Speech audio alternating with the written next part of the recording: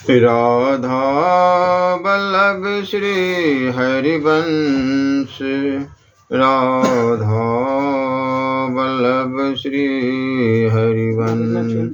जय जय राधा वल्लभ श्री हरिवंश, श्री वृंदावन श्री बनिचंद्र।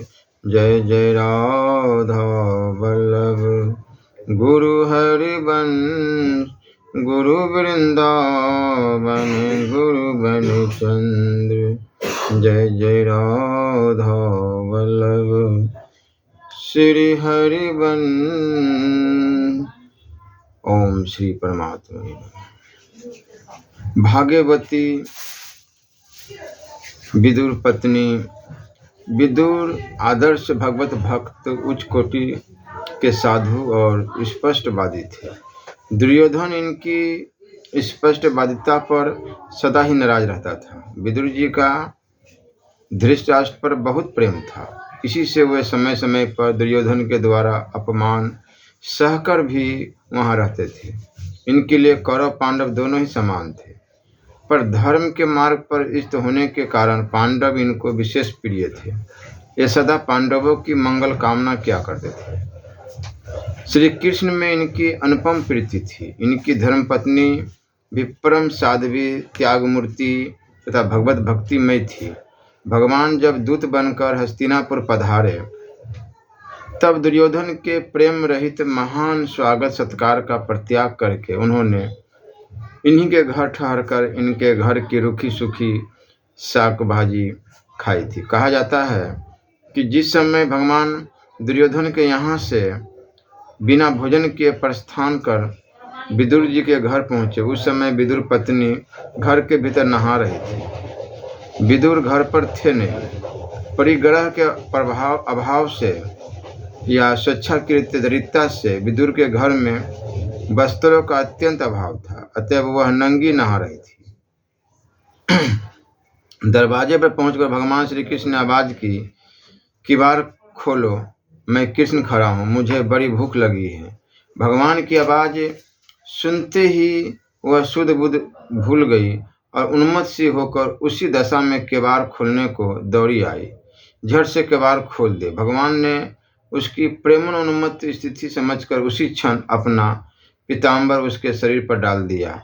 दिव्य पिटपट ने उसके समस्त शरीर को ढक लिया। तदंतर वह प्रेमोन्मत्त भगवान को हाथ पकड़कर भीतर ले गई। उसे बस इतना ही याद था, मैं कृष्ण भूखा हूँ, जल्दी से जल्दी क्या खिलाऊं। अंदर ले जाकर उसने एक उल्टे पीढ़े पर उन्हें बैठा दिया और खिलाने के लिए केले लेकर उनके पास बैठ गई। प्रेम और प्रसन्नता से मतवाली विदुर पत्नी केले छिल छिल कर उसका गुद्दा तो फेंकने लगी और छिलके भगवान को देने लगी। भगवान की तो प्रतिज्ञा ही ठहरी, पत्रम पुष्पम फलम त्वयो यो भक्त्या प्रचष्टि। भगवान बड़े प्रेम से सराह सराह कर छिलके खाने लगे। दोनों प्रेम दान तथा प्रेम सुधापन में तन्मय थे। इतने में विदुर जी आ गए। वे कुछ देर तो स्तंभित होकर खड़े रहे, फिर उन्होंने यह व्यवस्था देखकर पत्नी को डांटा। तब उसे चित हुआ और वह पश्चाताप करने के साथ ही अपने मन की सरलता से श्री कृष्ण को उल्हाना देने लगी। छिलका दिन है श्याम कह, भूली तन मन ज्ञान, खाए पे क्यों आपने, भूली गए क्यों भान। भगवान इस सरल वाणी पर हंस दिए। भगवान ने कहा, विदुर जी आप बड़े बेमौके के आए। मुझे बड़ा ही सुख मिल रहा था। मैं तो ऐसे ही भोजन के लिए सदा अतुक्त रहता हूँ।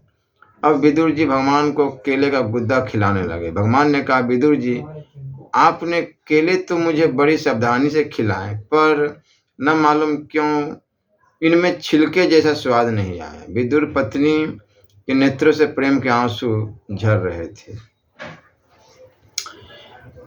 भाग्यवती मलिन फलों का नाम सुनते ही दोनों हाथों की पसर में अन्न भरे हुए श्री कृष्ण फल लेने के निमित्त से दौड़े। उनकी पसर में से धीरे धीरे अन्न गिरता जाता। श्री कृष्ण को देखकर मालिन ने उनके दोनों हाथ फलों से भर दिए। भगवान ने भी अपने हाथ के शेष अन्न से उसकी टोकरी रत्नों से पूर्ण कर दी। मथुरा की एक भाग्यवती मालिन ब्रज में साग भाजी तथा फूल फल बेचने के लिए आया करती थी। नन्हे से सांवरे की सलोनी सूरत पर वह अनुरक्त थी।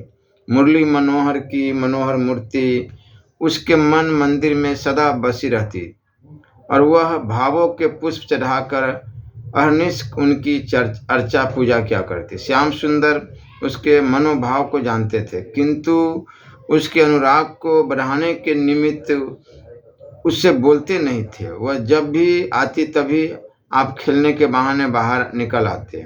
वह बेचारी मन महसूस कर रह जाती और मन ही मन कहती, श्याम सुंदर तुम इतने निष्ठुर क्यों हो? जो तुम्हें चाहते हैं उनसे तुम दूर भागते हो और जो तुमसे बैर करते उन्हें प्रसन्नता से पास बुला लेते हो। तुम्हारी इस वक्रता का असली रहस्य क्या है, इसे कौन जान सकता है? मालिन के मन से मदन मोहन कभी दूर हटते ही नहीं थे, किंतु शरीर से सदा अलग ही रहते, मानो वह उससे डरते हो। मालिन घंटों नंद भवन में बैठी रहती, किंतु नंदलाल के साथ आज तक उसका कभी सलाम्प नहीं हुआ। कभी उस बिहारी ने मालिन की ओर हंसकर नहीं देखा। प्रेम की कुछ उल्टी ही रीति है। प्रेमी ज्यों अपनी ओर उपेक्षा के भाव दिखाता है, त्यों त्यों अनुराग के भाव अधिकाधिक उमड़ने लगते हैं। प्रेम का स्वार्थ से वियोग में ही है। विकलता उस आनंद का परिवर्धन करती है, वेदना ही उसका फल है, चाह ही उस तक पहुंचाती है। मालिन का मन विहंगम अब दूसरी जगह न जाकर सदा नंद के आंगन में ही उड़ उड़ कर चक्कर लगाने लगा। वैसे तो मालिन साग पात बेचकर मथुरा चली जाती, किंतु उसका मन गोकुल में रह जाता। प्राप्त काल उठते ही वह मन की खोज में फिर गोकुल आती और मनमोहन की मंद मन मुस्कान के साथ अपने मन को किरा करते देखकर वह अपने आप को भूल जाती। उसका शरीर सांवले की सुंदर अरुण वर्ण पतली पतली अंगुलियों को स्पर्श करने के लिए सदा उत्सुक रहता। मन की एकमात्र यही साध थी कि मेरे रहने का घर भी श्याम सुंदर के सुखद स्पर्श से पावन बन जाए। जब मालिन की चाह पराकाष्ठा को पहुंच गई, तब उसे संसार में मोहन के सिवा कुछ भी नहीं दिखने लगा। तब फिर मोहन के मिलन में क्या देर थी। मोहन तो चाहने वालों से दौड़कर लिपटने वाले हैं, किंतु वह चाह होनी चाहिए असली। अब मालिन की चाह में किसी प्रकार का आवरण नहीं रहा। उसकी चाह मोहनमयी बन गई। एक दिन वह मोहन की मंजूल मूर्ति का ध्यान करती हुई ब्रज में आवाज दे रही थी, फल ले लो री फल, संपूर्ण फलों के एकमात्र दाता श्री हरि। मालिन से फल खरीदने के लिए घर से दौड़े। अरुण वर्ण के छोटे छोटे दोनों हाथों में धान्य भरकर जल्दी जल्दी हाँफते हुए वे मालिनी की ओर आ रहे थे। कोमल करों की संधियों में से अनाज बिखरता चला जाता था। मोहन उस मालिन से फल लेने को अधीर थे। मालिन का मन भी मोहनमय बना हुआ उस अवर्णनीय दृश्य में तन्मय था। चिरकाल की साधक को पूरी होते देखकर मालिन अपने आप को भूल गई। कन्हैया के परम दुर्लभ कोमल कर स्पर्श के सुख के लिए अधीर हुई उस मालिन ने कमल की पंखुड़ियों के समान खिले हुए उन दोनों जुड़े हुए हाथों को फलों से भर दिया। आहा, उस समय उसकी क्या दशा हुई होगी, उसका वर्णन कौन कवि अपनी कविता द्वारा करने में समर्थ हो सकता है। श्याम सुंदर के लिए उसने सर्वस्व समर्पण कर दिया। संपूर्ण अभिलाषाओं का पूर्ण करने वाले हरि ने भी प्रेम के अमूल्य मोतियों से उसके रिक्त भांड को भर दिया। मालिन का जीवन सफल हुआ। उसने साधारण फल देकर फलों का भी परम फल दिव्य फल प्राप्त किया। मनमोहन का ध्यान करते करते वह उन्हीं की नित्य किंकरी हो गई। प्रभु ने उसे अपना लिया। उसी क्षण वह धन्य हो गई। चंड नामक एक सरल हृदय का भील जंगल में रहता था। वहाँ टूटा फूटा पुराना शिवालय था। उसमें कोई पूजा नहीं करता था। चंड उस मूर्ति को उठाकर अपने घर ले आया और किसी से पूछकर जल, चिताभस्म, बेलपत्र और धतूरे के फूल आदि श्रद्धा भक्ति पर भगवान शिव जी की पूजा करने लगा। जल, बेलपत्र, धतूरे के फूल तो जंगल में थे ही। शमशान से जाकर वह 7 दिनों के लिए चिताभस्म की पोटली बांध लाता। एक दिन रात को इतनी जोर की वर्षा हुई कि शमशान की सारी राख बह गई। उसी दिन चंड की पूजा के लिए लाई हुई चिताभस्म समाप्त हो गई थी। उसने बहुत प्रयत्न किया, कोसों भटक आया, पर कहीं चिता की भस्म नहीं मिली। उसके मन में बड़ा ही दुख हुआ था। आज भगवान की पूजा कैसे होगी? उसके नेत्रों से आंसू बहने लगे और वह सिर पकड़कर बैठ गया। उसकी यह दशा देखकर चंड पत्नी ने विनय से पूछा, आप आज इतने दुखी क्यों हैं? उसने कहा, क्या बताऊं, मैं बड़ा भागा हूँ। आज कहीं भी चिताभस्म नहीं मिली। आज भगवान की पूजा कैसे होगी? भला पूजा के बिना मैं जल भी कैसे पी सकता हूँ? आज भगवान बिना पूजा के रहेंगे। हाय! पति की विषाद भरी बात सुनकर उसको तुरंत एक युक्ति सूझी और वह बोली, बस इतनी सी बात के लिए आप इतने व्याकुल हैं? स्नान कीजिए, चिताभस्म अभी मिल जाएगी। तदंतर वह वहां से चल दी और द्वार के सम्मुख थोड़ी दूरी पर एक पीपल का वृक्ष था। वहां जाकर उसने मिट्टी की वेदी बनाई और झोपड़ी का सब सामान निकाल कर उस वृक्ष के नीचे रखने लगे। पत्नी की इस चेष्टा को देखकर चंद ने पूछा, तुम यह सब क्या कर रही हो? और वह हक्का बक्का होकर पत्नी की ओर देखने लगा। उसके कुछ भी समझ में नहीं आया। पत्नी बोली, आप जल्दी स्नान करके भगवान को पीपल के नीचे वेदी पर बैठा दें। झोपड़ी तो दूसरी आज आप संध्या तक बना ही लेंगे। उसमें अग्नि जलाकर मैं जल जाती हूँ। आपके भगवान की पूजा के लिए बहुत दिनों की चिता भस्म हो जाएगी। जिस निरपेक्षा से भील वन पशुओं का आखेट करता था, उसी निरपेक्षा से भील ने अपने शरीर की आहुति देने की बात कह दी थी, जैसे वह एक साधारण खेल करने जा रहे हैं। चंद ने पत्नी के मुख की ओर देखा। पत्नी के त्याग, प्रेम और भक्ति ने उसे प्रेम विह्वल कर दिया। भरे कंठ से उसने कहा, शरीर ही सुख, धर्म और पुण्य का कारण है। तुम अपने शरीर को मत जलाओ। भिल्ली ने पति के चरणों पर सिर रखकर कहा, मेरे मालिक, एक दिन तो मैं मरूंगी ही। मेरा शरीर भगवान की सेवा में लगे, इससे बड़ा पुण्य और क्या होगा? मैं बड़ी भाग्यवती हूँ कि मेरा शरीर भगवान की पूजा में लगेगा। मुझे रोको मत, आज्ञा दो। भील के नेत्रों से आंसू बहने लगे। वह बोलने में असमर्थ हो गया। भिल्ली ने फिर स्नान किया, शंकर जी को पीपल के नीचे वेदी पर बिठाया और झोपड़ी में अग्नि लगा दी। पति को पुनः प्रणाम करके वह भगवान शंकर की स्तुति करने लगी। श्रद्धा, पातिव्रत्य एवं त्याग ने उसके हृदय को शुद्ध बना दिया।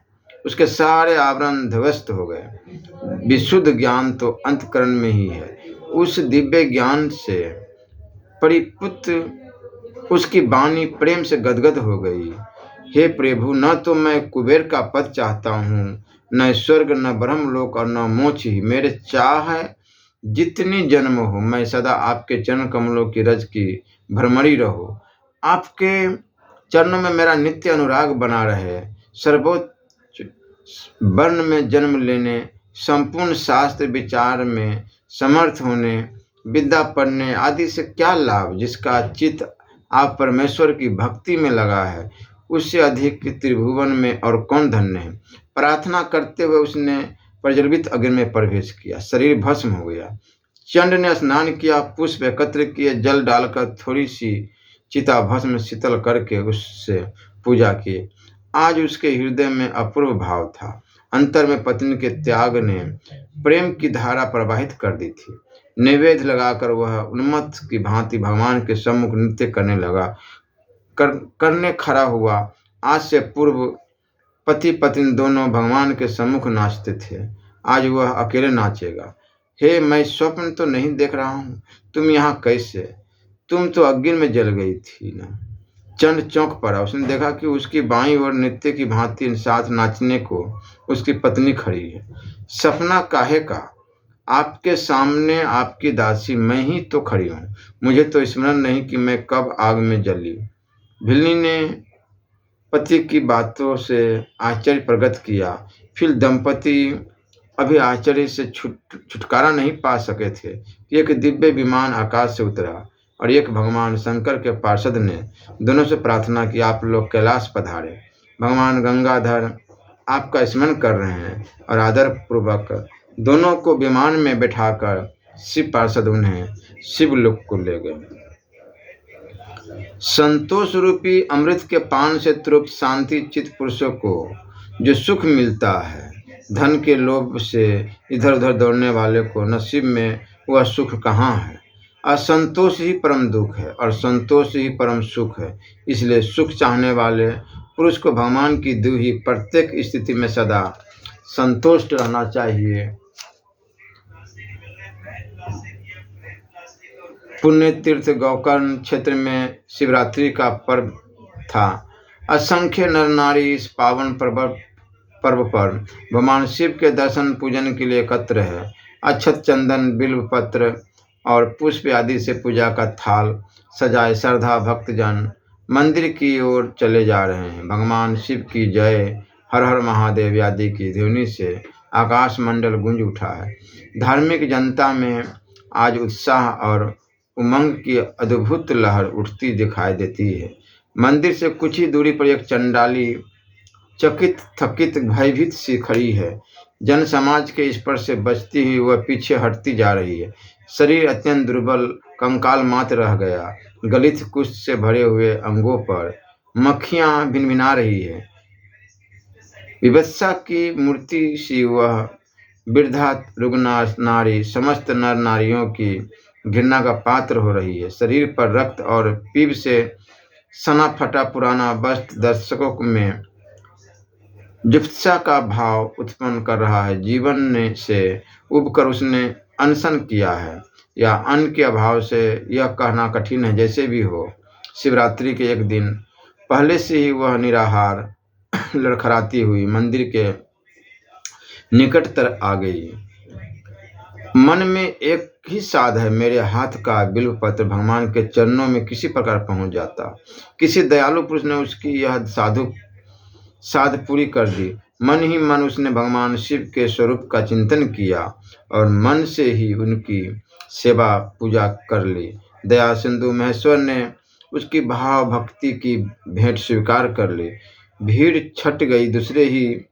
दूर से ही भगवान का दर्शन करके उसने धरती पर मस्तक रखकर प्रणाम किया और शिव शिव का जप करती हुई एक ओर चली गई। रात भर उस क्षेत्र में जागरण करके दूसरे दिन वह क्षेत्र से बाहर निकली। दोपहर का समय था। भगवान भास्कर तप रहे थे। एक सरोवर के तट पर बरगद की सघन छाया है। चंडाली वहां तक आते आते मूर्छित होकर गिर पड़ी। जीवनी शक्ति ने जवाब दे दिया। मृत्यु की घड़ी आ पहुंची। इसी समय आकाश से एक दिव्य विमान उतरा।